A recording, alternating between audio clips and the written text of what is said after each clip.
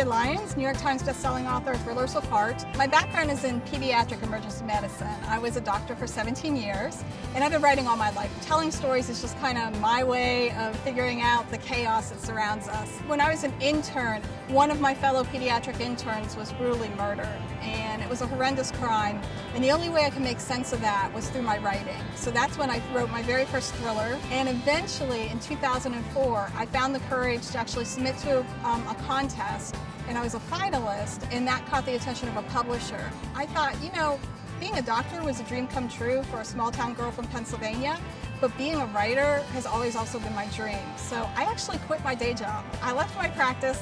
I moved 1,000 miles away from home thinking I was going to write full time.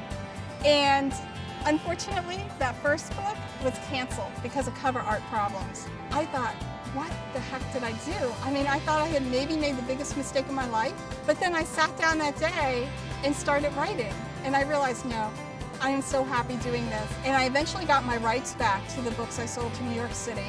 I signed with another New York City publisher, but then they were only putting the books out once a year. And my readers kept saying, please, we need your books out more often. We want to read more of yours. Well, I had these previous books, and so I started publishing them on KDP. And I found out how easy it was. Within a year, I started paying all the bills just with what I was making on KDP. And that's when the light bulb went off. I thought, wait a minute. Instead of letting publishers tell me when to release a book and what book comes next, I get to control this. One of the cool things about working with KDP is that they put me in charge of my distribution, and they make it effortless. I mean, one click and I'm on the Amazon stores all over the world. So it's very helpful for me to be able to have that distribution problem solved. People are always asking me, how do you sell 1 million books? What's the secret? So here's the secret. You write a great book, you publish it and give your readers time to find it, and here's the really tough part, repeat. Everyone does step 1 and 2.